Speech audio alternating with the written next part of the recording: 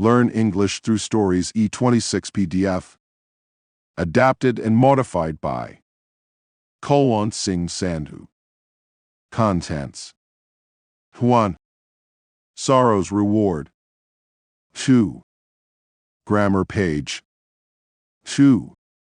Sorrow's Reward by Premchand. 3 years had passed. It was evening, and I was returning from the university hall in a cheerful mood. Many of my friends were congratulating me, and I was in a state of euphoria. My greatest desire was to pass the MA examination. This was fulfilled in a way that I had never expected. I had topped my class, and the vice-chancellor had shaken hands with me and said smilingly, "May God give you the talent to achieve higher goals in life." I was overjoyed. I was young, handsome, and boasted of good health. As far as money was concerned, I had no lack or craving for it. My parents had left me enough property. Whatever was required to get worldly happiness in this world, I had it all. More importantly, I was overflowing with energy and was impatient to earn a good name. I came home, where my friends followed me. They wanted a treat. The party continued till the middle of the night. When I went to bed, I was suddenly reminded of Miss Lilawati, who was my neighbor and who had passed her BA along with me. He who marries Lila must be a lucky fellow, I thought. She was very beautiful and had a sweet voice and a pleasant temperament. Sometimes I went over to her place to seek help from Professor Sahib for my philosophy paper. I would consider myself lucky if Professor Sahib wasn't home. Miss Leela treated me with great warmth. I felt in my heart that she would have no problem in accepting me as her husband if only I accepted Christ as my Savior. She loved Shelley, Byron, and Keats. I, too, had similar literary tastes. When alone, we would often talk of love and its philosophy. My spirit was lifted when I listened to her emotionally charged words. But alas, I was not the master of my destiny. I was already married into a respectable family. Beauty is truth, truth beauty. That is all ye know on earth, and all ye need to know. John Keats. I had not yet seen my wife, but I somehow knew that I wouldn't experience the same pleasure in her company that I did when I was with Leela. It was 2 years that we had been married, but my wife had never written me a letter. I had written twice or thrice, but there was no reply. This made me wonder whether she was properly educated. Oh God, am I to live the rest of my life with this woman? This question shattered all my dreams. Is Leela lost to me forever? Impossible. I shall leave Kumudini. I shall sever all ties with my family. I shall earn a bad name, live in distress, but I shall definitely possess Leela. I wrote my diary while these thoughts ran in my mind. Then I lay down, leaving the diary open. Wrapped up in my thoughts, I dozed off. In the morning, as I opened my eyes, I found Babu Naranjan Das sitting in a chair in front of me. He was Kumudini's brother and was very healthy, handsome, and witty. A few years older than me, he held a high position in his office and had recently been transferred to this town. We had become close friends. What a pity I wouldn't see this angel of a man again, since the cruel hands of death would snatch him away from us. I saw him holding my diary in his hand. He was reading intently. Upon seeing him, I warmly embraced him. "Have you read my diary?" I asked. "Yes," he replied. "But don't say anything to Kumudini." "Okay, I won't." "I'm planning something. Have you seen my diploma?" "I've received a letter from home. Father is ill. I'll be leaving in 2 or 3 days." "Yes, you must go. May God restore his health." "Would you like to come with me? I don't know what might happen." No, not this time." After Naranjan Das left, I did my hair, changed my clothes, and went out thinking of meeting Miss Lilawati. But when I reached there, I found her house locked. I was told that she had been unwell for the past 2 or 3 days and had left for Nainital for a change of climate. I turned back, helpless and dispirited. Was Leela unhappy with me? I wondered. Why didn't she inform me, Leela? Are you unfaithful? I didn't expect this from you. I immediately decided to leave for Nainital, but when I reached home, I got Leela's letter. I opened it with trembling hands. She had written, I'm ill, fatally ill. The doctors have diagnosed plague. I'll be dead by the time you reach here. Don't forget me. I'm terribly sorry I could not see you before leaving. Forgive me, and don't forget your unfortunate Leela. The letter dropped from my hands. My world darkened. My heart heaved a sigh of grief. Without losing a moment, I got ready to leave for Nainital. Just as I left home, I ran into Professor Bose, who was coming from college. He looked sad. As soon as he saw me, he took out a telegram from his pocket and thrust it before me. My heart sank. Everything clouded over. I dropped to the ground. Leela, you parted from me so soon. I reached home. Sitting on the cot, I wept bitterly. I canceled my trip to Nainital.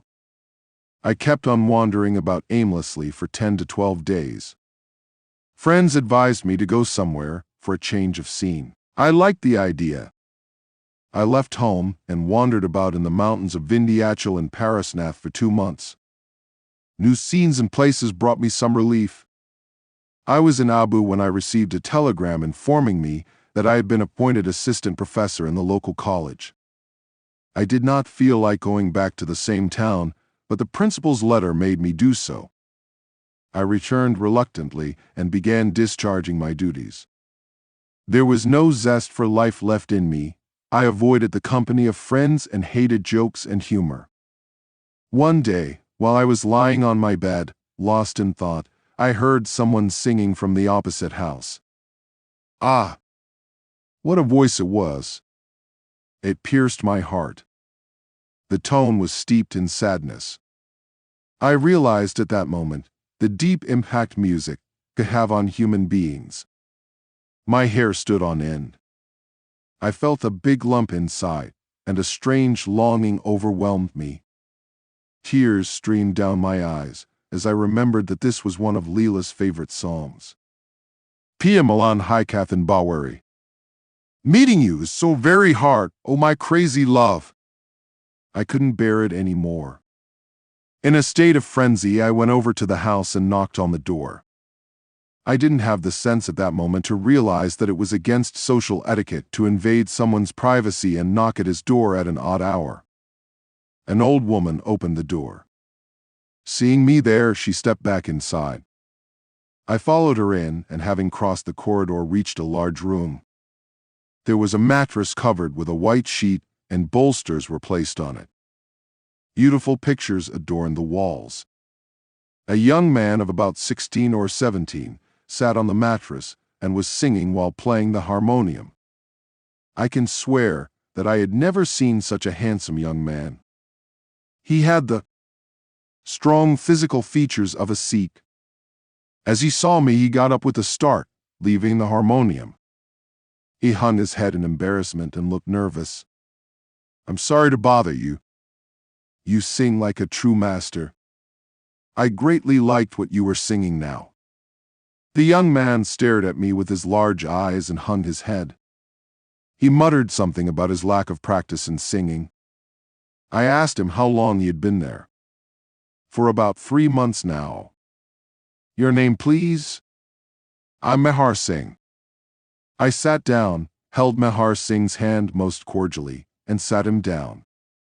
Our conversation revealed that he was from Punjab and had come there to receive his education. Probably the doctors had advised that the climate of Punjab would not suit him. I felt somewhat embarrassed that I was talking with such cordiality to a school student, but my love for music overrode any such feeling. After chatting for a few moments, I requested him to sing the same song once more. Mehar Singh lowered his gaze and said that he was still an amateur. Not at all, I said, egging him on.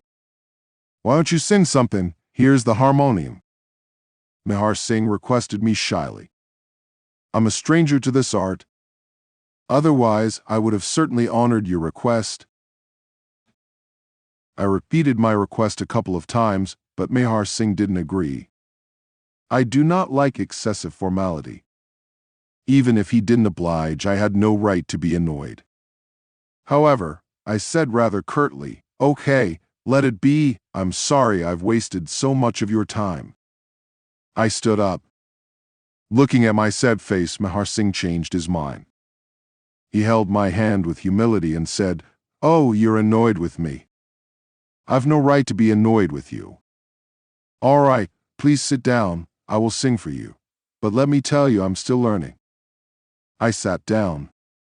Mehar Singh started singing the same song on his harmonium.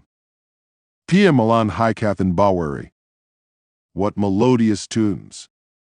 What a sweet voice, and how very moving the emotions. The sweetness of his voice was beyond words. I saw tears welling in his eyes as he sang. I was spellbound.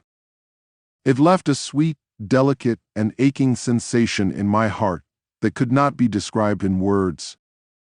In my mind, I pictured a lush green field with Leela, my dearest Leela, sitting there and gazing at me wistfully. I sighed deeply and stood up without saying a word. Mehar Singh looked at me. I saw teardrops sparkling like pearls in his eyes. "Please come over sometimes," he said. I could only say, "I'm greatly obliged to you." As days went by, it so happened that I could not live without listening to Mehar Singh. Come evening, I would be there in his house. He would sing for me for a while, and then I would help him in his school lessons. I enjoyed teaching this intelligent and clever boy. He would easily absorb what I said. He paid utmost attention while I taught him. Whenever I met him, I found him busy in his studies. Within a year, he had acquired a good knowledge of English. He could even write simple letters in English. By the end of the second year, he surpassed all the other students in his school. His teachers spoke highly of his intelligence. He was so simple and good-natured that no one ever had a bad word for him. He was the life and soul of the entire school, and everyone had high hopes from him. Even though he was a Sikh, he had no liking for sports. I never saw him in the cricket field. He would head straight for home in the evening and be absorbed in his studies. Gradually, I became so close to him that instead of treating him as a pupil, I took him for a friend. Given his age, his intelligence was astounding. He looked no more than 16 or 17, but while teaching him, I sometimes resorted to explaining the most complex of poetic thoughts and the subtlest of emotions, all of which he seemed to understand perfectly. One day I asked him, "Mehar Singh, are you married?" "Not yet," he replied shyly. "What kind of woman do you fancy?" "I won't marry. Why?" "No woman would like to marry a fool like me." "What are you saying? There are very few young men who are as accomplished and intelligent as you are." "You must be joking." Mehar Singh looked surprised by my compliment. "No, I'm not kidding. It's the simple truth. It's amazing to see how quickly you have gained competence in your lessons. It's not yet been 3 years that you've studied English. Can I keep an educated lady happy?" "Undoubtedly," I said emphatically. It was summer. I had gone to Shimla for a change of air. Mehar Singh was with me. There I fell ill. I had smallpox, and my whole body was covered with blisters. I lay on my cot. I'll always remember how Mehar Singh took care of me during those days. The doctors had strictly prohibited him from entering my room, but he didn't listen to them and stayed by my side all the time. He fed me and helped me get up from my bed. He kept awake beside my bed all night. My own brother could not have looked after me better. A month passed. My condition worsened every day. One day I heard the doctor telling Mehar that my condition was critical. I was sure that I wasn't going to survive, but Mehar Singh continued to nurse me with utmost dedication.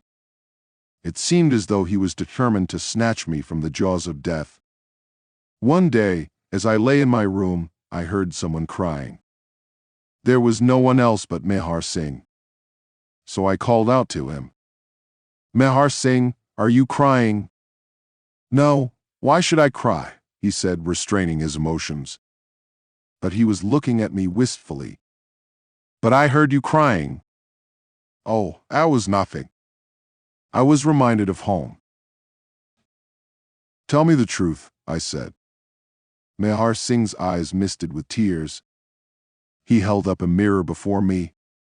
"Good God, I cannot recognize myself. My face has changed so much." In place of a ruddy hue, my complexion had become pale. Ugly pock marks had disfigured my face. I could not bear this sight, and tears welled up in my eyes. The good looks that I was so proud of had simply vanished. I was preparing to return from Shimla. Mehar Singh bade me farewell and went home. I felt desolate. My baggage had been packed when I heard a vehicle stopping at my door. I couldn't believe my eyes when I saw Miss Leela getting out of it. I kept staring at her in utter amazement. Miss Lilawati came forward and greeted me. She held out her hand for a handshake. I extended my hand mechanically, still wondering if I was dreaming. Leela's cheeks did not have the former glow, nor did she have that playful look. She had turned serious and looked pale.